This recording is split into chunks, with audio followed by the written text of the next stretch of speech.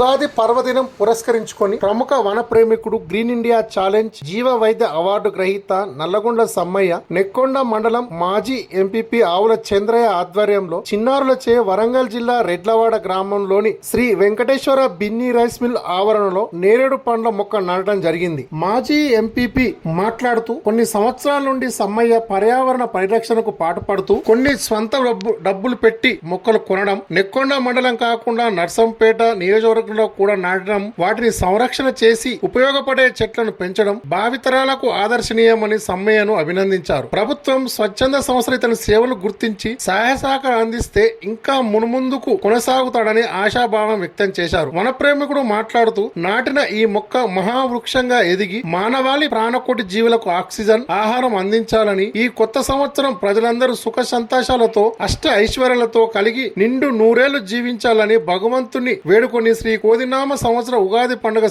సందర్భంగా ప్రజలందరికీ శుభాకాంక్షలు తెలియజేశారు. ఈ కార్యక్రమంలో మాజీ ఎంపీపీ భార్య భారతమ్మ, మనువలు ఆవుల కౌశిక్, ఆవుల చేతన్, చిన్నారులు తదితరులు పాల్గొన్నారు.